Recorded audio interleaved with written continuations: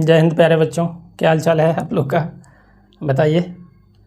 तो आइए आप लोग का रुद्र विजन एकेडमी पे इस नए लेक्चर में स्वागत है। हम लोग height and distance RS Agarwal का सोल्व कर रहे थे, जिसमें कि एक्सरसाइज 14 कंप्लीट हो गया था। उसमें 40 क्वेश्चंस था, जिसका सबका वीडियो अपलोड हो गया है।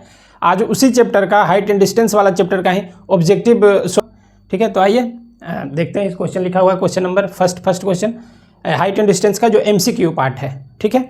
चलिए तो क्वेश्चन को समझते हैं, हम लोग यहाँ से आगे बढ़ते हैं, ठीक है। क्वेश्चन दिया हुआ है, if the height of a vertical pole is equal to the height of its shadow. बोल रहा है क्वेश्चन कि एक वर्टिकल पोल है, इसका height of the vertical pole, मान लीजिए height of the vertical pole x है, इसका वर्टिकल पोल का हाइट और इसका शैडो दोनों बराबर है। शैडो मान लीजिए AC शैडो हो गया, ठीक है। तो एक वर्टिकल पोल है AB, इसका शैडो AC जो है वो दोनों बराबर है। वर्टिकल पोल का हाइट और शैडो का लेंथ दोनों बराबर है। तो बताइए कि angle of elevation, the angle of elevation of the sun is, sun का एंगल ऑफ एलिवेशन क्या होगा? 0 डिग्री, 30 डिग्री, 45 डिग्री, 60 डिग्री, ठीक है। तो देखिए, मान लीजिए कि ये AB हाइट है पोल का, एंगल ऑफ एलिवेशन ऑफ सन का मतलब क्या है? सन कहीं यहाँ पे रहा होगा, ठीक है। तो यही हुआ सन का एंगल ऑफ एलिवेशन, यानी कि जो इस पॉइंट B का जो एलिवेशन होगा, पॉइंट B का एंगल ऑफ एलिवेशन जो होगा वही सन का एंगल ऑफ एलिवेशन होगा, ठीक है। पॉइंट B का जो एंगल ऑफ एलिवेशन होगा, यानी कि जो वर्टिकल ये जो दिया हुआ है वर्टिकल पोल का जो लेंथ हाइट है, वर्टिकल पोल का जो हाइट है वही टॉप पॉइंट B का जो एंगल ऑफ एलिवेशन होगा वही होगा एंगल ऑफ एलिवेशन सन का, ठीक है। मान लेते हैं वो एंगल ऑफ एलिवेशन थीटा है, ठीक है। तो यहाँ पे आप देख लो, इस ट्राइंगल में ABC ट्राइंगल में tan थीटा हमको बताना है। एंगल ऑफ एलिवेशन मीन्स ये थीटा बताना है। तो चलो जी, यहाँ पे tan अप्लाई कर रहे हैं, tan T रेशियो अप्लाई कर रहे हैं। आप कॉट भी लगा सकते हो, क्योंकि ये परपेंडिकुलर हुआ है बेस, परपेंडिकुलर और बेस में रिलेशन tan और कॉट बताता है, ठीक है। तो tan थीटा हो गया आपका AB अपॉन AC, ठीक है। और चूंकि AB और AC दोनों बराबर है, यानी कि tan थीटा हो गया आपका AB जो है x है और AC भी x है, क्योंकि शैडो और length of the pole, height of the pole and length of the shadow दोनों बराबर है। तो ये भी, अगर ये x है तो ये भी x होगा, ठीक है। अब x कैंसिल हो गया, इसका वैल्यू 1 आ गया। tan theta is equal to 1 कब होता है? जब theta is equal to 45 degree, ठीक है। तो थीटा इज इक्वल टू क्या हो जाएगा? 45 डिग्री। मतलब इसका जो आंसर हो गया वो C नंबर हो गया, ऑप्शन C, ठीक है। समझ गए होंगे। ये क्वेश्चन बोल रहा है कि एक वर्टिकल पोल है, वर्टिकल पोल का हाइट और वर्टिकल पोल का जो शैडो बन रहा है, दोनों लेंथ दोनों सेम है। Height of the vertical pole and the length of the shadow is equal, ठीक है। यानी कि AB is equal to AC दिया हुआ है। तो बताइए कि उस समय सन का एंगल ऑफ एलिवेशन क्या होगा? सन का एंगल ऑफ एलिवेशन का मतलब हो गया कि इस पॉइंट B का एंगल ऑफ एलिवेशन क्या होगा, ठीक है। यानी कि पोल का टॉप का एंगल ऑफ एलिवेशन क्या होगा? तो मान लेते हैं एंगल ऑफ एलिवेशन थीटा है। अब tan theta is equal to apply यहाँ करेंगे, x अपॉन x हो जाएगा, जो कि 1 आएगा। tan थीटा 1 कब होगा? जब theta is equal to 45 degree होगा। इसलिए इसका आंसर हो गया 45 डिग्री, आंसर C, ठीक है, ऑप्शन C, ठीक है। चलिए तो चलिए सेकंड नंबर क्वेश्चन देखिए। सेकंड नंबर क्वेश्चन दिया हुआ है, if the length of a vertical pole is √3 times the length of its shadow on the ground, then, यहाँ पे देन होगा, then the angle of elevation of the sun at that time is। बोल रहा है if the height of a vertical pole is √3 times the length of its shadow, ठीक है। चलिए, एक वर्टिकल पोल बना रहे हैं, एक शैडो बना रहे हैं, ठीक है। ये वर्टिकल पोल AB हो गया और AC इसका शैडो हो गया, ठीक है। तो बोल रहा है कि height of the vertical pole is √3 times the length of its shadow. मान लेते हैं length of the shadow x है, ठीक है, length of the shadow x है।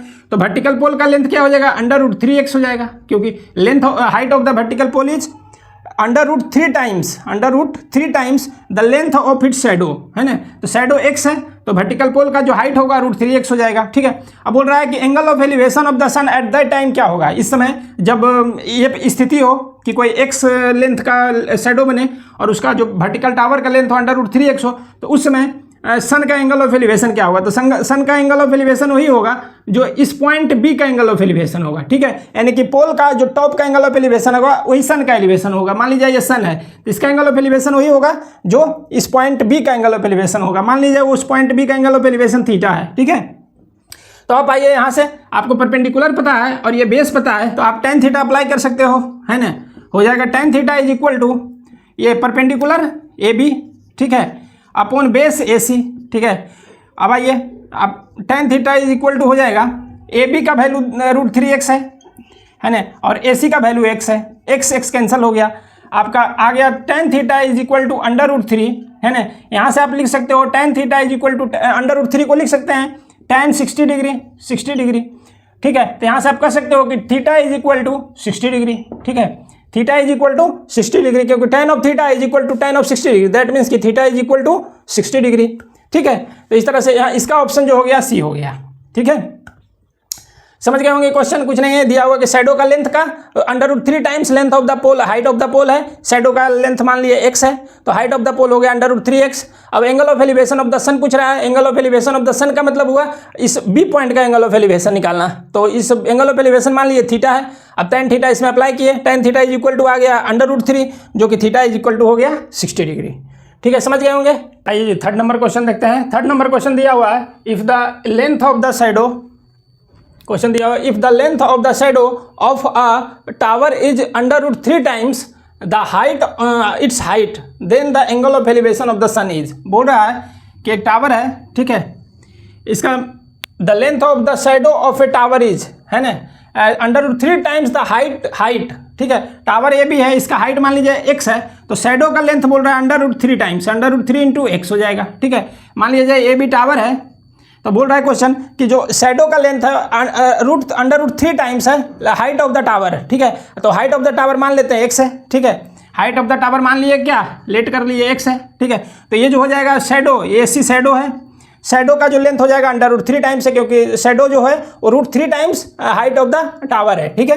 तो बोल रहा है कि find the angle of elevation, then the angle of elevation of the sun is. उस समय एंगल ऑफ एलिवेशन क्या होगा, मान लीजिए ये सन है, ठीक है, तो सन का एंगल ऑफ एलिवेशन का मतलब हो गया कि इस पॉइंट बी का एंगल ऑफ एलिवेशन, ठीक है। तो मान लेते हैं कि सन का एंगल ऑफ एलिवेशन थीटा है, ठीक है, सन का एंगल ऑफ एलिवेशन उस समय थीटा है। तो चलिए जी अब तक tan थीटा आप अप्लाई कर दीजिए, इसमें काउंट भी कर सकते हो आप, हम tan करके बना रहे हैं। tan theta is equal to हो जाएगा ए B upon A C.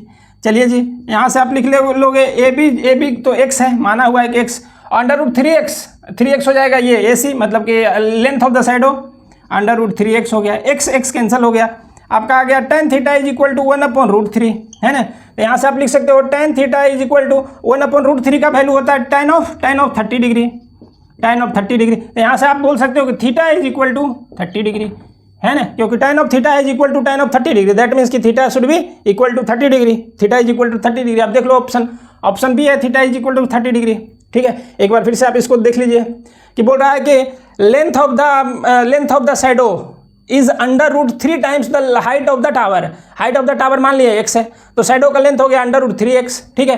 Then the angle of elevation of the sun क्या हो जाएगा, मान लेते हैं वो थीटा है, वो थीटा का वैल्यू आपको बताना है, तो tan थीटा यहाँ पे अप्लाई किए, x/√3x हो गया, यहाँ से आ गया tan theta is equal to tan 30 degree, theta is equal to 30 degree, ठीक है। तो ये ऑप्शन बी हो गया, ठीक है। इसी तरह से बनाना है, सिमिलर टाइप का क्वेश्चन मिल रहा है इसमें, देखते हैं नेक्स्ट क्वेश्चन, ठीक है। चलिए फोर्थ नंबर क्वेश्चन देखिए। फोर्थ नंबर क्वेश्चन बोल रहा है if a pole 12 metre high cast a shadow 4√3 metre long on the ground, then the sun's elevation is, है ना। क्वेश्चन बोल रहा है आपका कि एक 12 मीटर हाई एक पोल है, ठीक है, 12 मीटर हाई एक पोल है, ये पोल शैडो बना रहा है कितना 4√3 मीटर, 4√3 मीटर, ठीक है। 12 मीटर लॉन्ग 12 मीटर हाई एक पोल है, मान लीजिए जो पोल ए बी है, ठीक है, और वो शैडो बना रहा है ए सी, जिसका कि लेंथ दिया हुआ है 4√3 मीटर, ठीक है। तो बोल रहा है कि find the angle of elevation of the sun, ठीक है, मान लीजिए ये सन है, ठीक है, तो सन का एंगल ऑफ एलिवेशन का मतलब क्या हुआ, इस बी पॉइंट का एंगल ऑफ एलिवेशन निकालिए, तो मान लेते हैं कि वो एंगल ऑफ एलिवेशन थीटा है, ठीक है, एंगल ऑफ एलिवेशन मान लिए थीटा है। तो आपको दिया हुआ है क्या, हाइट ऑफ द टावर, ठीक है, और height of the pole whatever, height of the pole, ठीक है, ए बी, जिसका कि लेंथ भी दिया हुआ है 12 मीटर, शैडो ए सी है जिसका कि लेंथ दिया हुआ है, शैडो का लेंथ 4√3 मीटर, तो आपको थीटा बताना है ना। Angle of elevation of the sun मतलब angle of elevation of this point B and let the angle of elevation of the sun be theta, है ना, ये मान लेते हैं थीटा। तो आपको ये थीटा का वैल्यू बताना है, तो थीटा बताने के लिए आपको कुछ भी tan थीटा आप लगा लो या cot थीटा लगा लो, ठीक है, क्योंकि परपेंडिकुलर और बेस में रिलेशन 2t रेशियो बताता है ये tan और cot, ठीक है।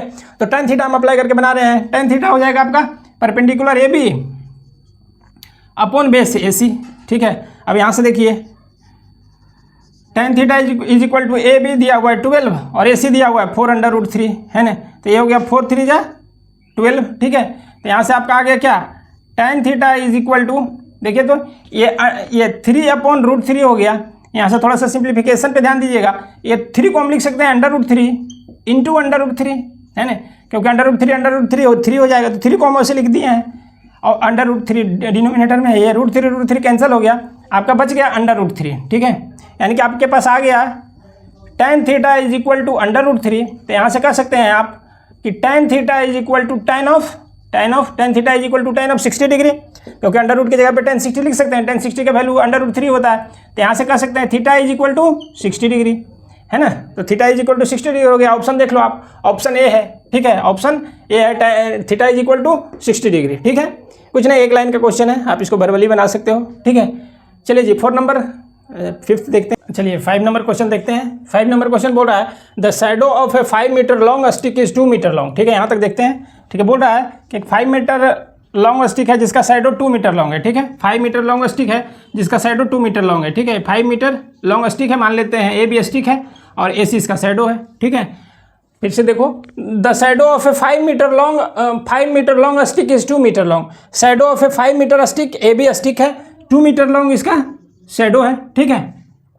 At the same time the length of the shadow of a 12.5 metre है, ठीक है। कोई 12.5 मीटर ट्री है, 12.5 मीटर ट्री है, ठीक है। ये मान लेते हैं PQ एक ट्री है, ठीक है, जिसका हाइट है 12.5 मीटर, है ना। और ये उसका शैडो बन रहा है, R रख लेते हैं, PR उसका शैडो बन रहा है, ठीक है। तो बोल रहा है कि at the same time the length of the shadow of a 12.5 metre high tree is, ठीक है। इस ट्री का लेंथ ऑफ द शैडो मतलब ये PR आपको बताना है, मान लेते हैं PR x मीटर है, ठीक है, समझ गए। तो इसमें बोल रहा है क्वेश्चन कि एक 5 मीटर लॉन्ग स्टिक है जिसका कि 2 मीटर शैडो बन रहा है, ठीक है। 5, इसको ट्रायंगल को कंप्लीट कर देते हैं। 5 मीटर लॉन्ग स्टिक है, 5 मीटर स्टिक है, इसका शैडो 2 मीटर बन रहा है, 5 मीटर स्टिक है, इसका शैडो 2 बन रहा है। ठीक उसी समय एक 12.5 मीटर हाइट का एक ट्री है, PQ ट्री मान रहे हैं, 12.5 मीटर हाइट का है, तो उसका शैडो का लेंथ क्या होगा वो आपको बताना है। तो मान लेते हैं यहाँ शैडो का लेंथ x होगा, इस ट्रायंगल को भी हम कंप्लीट कर देते हैं, ठीक है। तो मान लीजिए एक शैडो का लेंथ x होगा। अब आइए कि इस x का वैल्यू निकालना है, तो x का वैल्यू निकालने के लिए क्या होगा, देखिए कि ये दोनों जो ट्रायंगल है ABC and PQR both are similar triangle, ठीक है, both are right angle triangle at ये P एंड A, ठीक है। तो बोथ आर सिमिलर ट्रायंगल। तो सिमिलर ट्रायंगल का प्रॉपर्टी क्या है, सिमिलर ट्रायंगल का प्रॉपर्टी है कि ratio of the corresponding side equal होता है, ठीक है। तो कोरेस्पोंडिंग साइड इसमें देखिए एक ये है और ये है, ठीक है, और ये है, एक लाइन से बता रहे हैं, डिनोट करें, एक लाइन से डिनोट करें, ये दोनों सिमिलर लाइन है। तो ratio of the corresponding side is equal, ठीक है।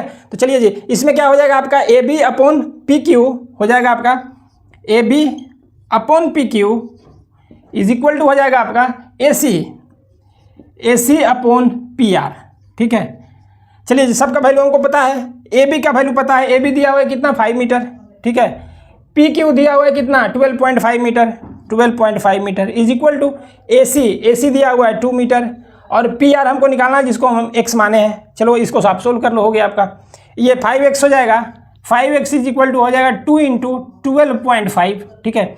यहाँ से आप x इज इक्वल टू लिखोगे 2 इंटू 12.5 अपॉन 5, ठीक है। अब 5 से इसको डिवाइड कर दो, कितना हो गया, ये 2.5 हो गया, 12.5 को 5 से डिवाइड करेंगे 2.5, और 2.5 को 2 से मल्टीप्लाई करेंगे आपको 5 मीटर आ जाएगा। यानी कि ये जो लेंथ हो गया वो 5 मीटर हो गया, है ना। Length shadow of the tree क्या हो जाएगा 5 मीटर हो जाएगा। 5 मीटर ऑप्शन कहाँ है, D में है, तो इसका आंसर D हुआ, ठीक है।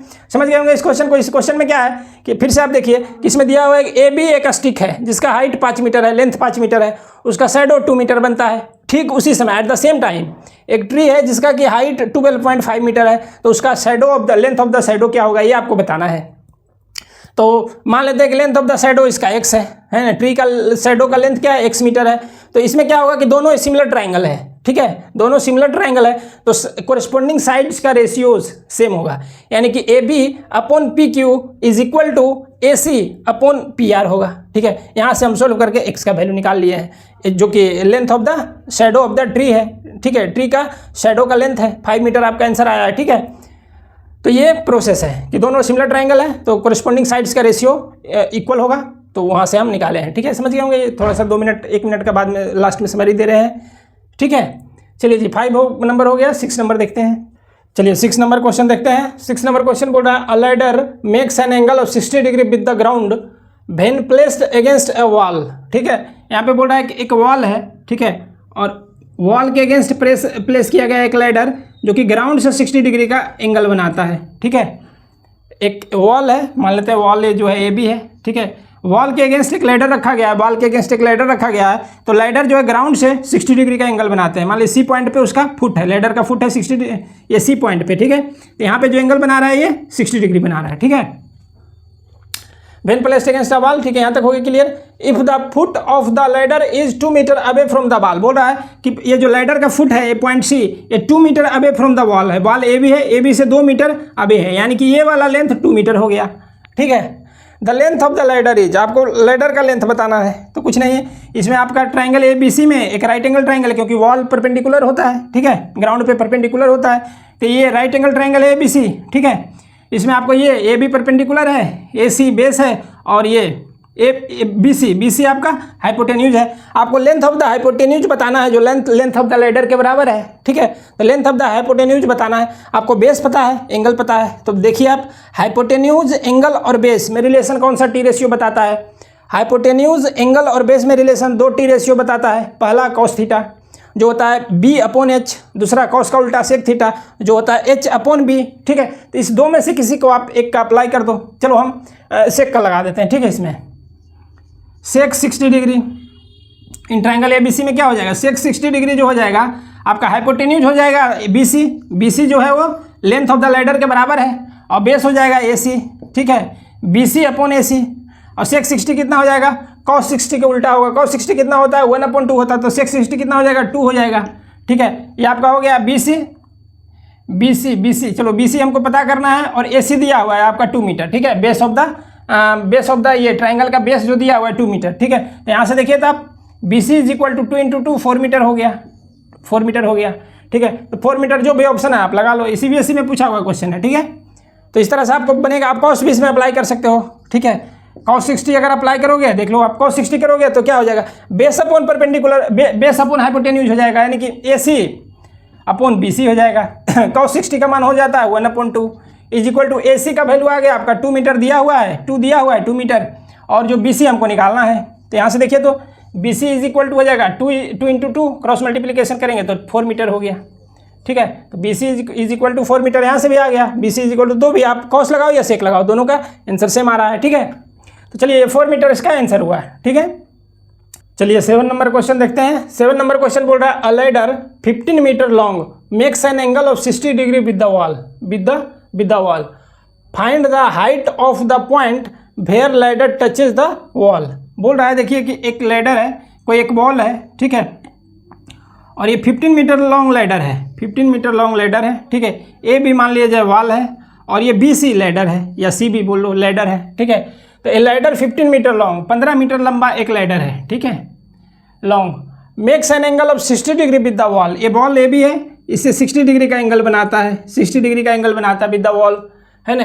Find the height of the point where ladder touches the wall. इस पॉइंट का हाइट बताना है, मतलब B पॉइंट का हाइट बताना है, यानी कि ये वाला निकालना है, ये भी निकालना है, पॉइंट B का हाइट बताना है कि find the height of the point where ladder touches the wall. ठीक है, तो लैडर यहाँ पे वॉल टच कर रहा है इस B पॉइंट को, तो B पॉइंट का हाइट बताने का मतलब क्या, ये भी आपको लेंथ निकालना है, ये भी हाइट बताना है। ठीक है, कि इस B पॉइंट का हाइट का मतलब इस दीवार का हाइट बताना है। ठीक है, चलिए जी, तो आप देख लीजिए, तो आप इस ट्राइंगल में अच्छे से ABC ट्राइंगल में ये राइट एंगल ट्राइंगल है ना, क्योंकि वॉल वर्टिकली खड़ा होता है ग्राउंड पे। ठीक है, तो ये राइट एंगल ट्राइंगल हो गया, इसमें हाइपोटेन्यूज पता है, एक एंगल पता है। ठीक है, तो आप ये नहीं निकाल सकते, ये वाला देख लो। तो अगर इस एंगल को कंसीडर कर रहे हैं, इस एंगल को कंसीडर करें, तो ये सामने वाला परपेंडिकुलर हो जाएगा, AC परपेंडिकुलर है, और AB इसमें बेस है। ठीक है, और ये हाइपोटेन्यूज है। तो देखिए हमको हाइपोटेन्यूज पता है, एंगल पता है, और बेस हमको पता करना है। क्या लगाएंगे, हाइपोटेन्यूज एंगल बेस, हाइपोटेन्यूज और बेस का रिलेशन बताने वाला 2 टी रेशियो है, कॉस और सेक, कॉस और सेक।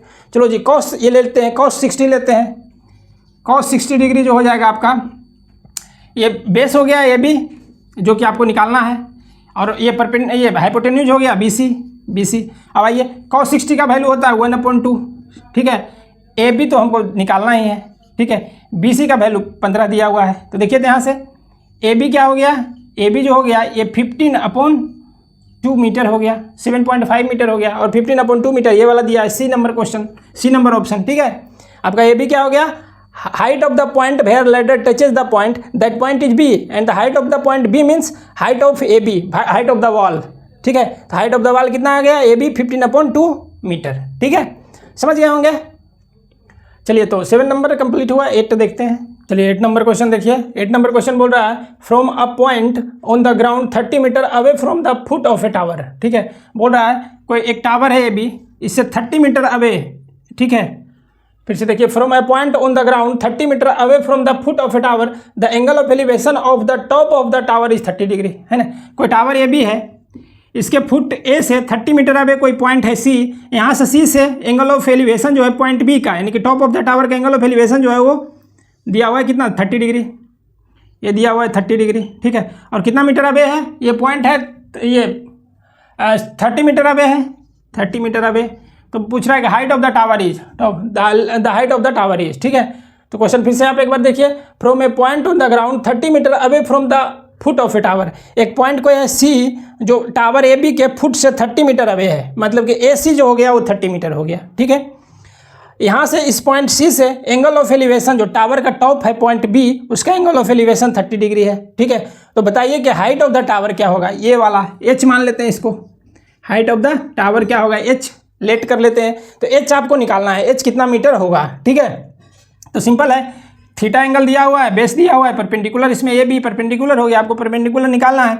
2 रेशियो है जो बेस और परपेंडिकुलर के बीच का रिलेशन निकालता है, बताता है tan और cot। हम tan अप्लाई कर रहे हैं यहाँ पे, देख लो तो tan 30 degree is equal to हो जाएगा perpendicular A B upon base A C, बस इतना ही तो बात है।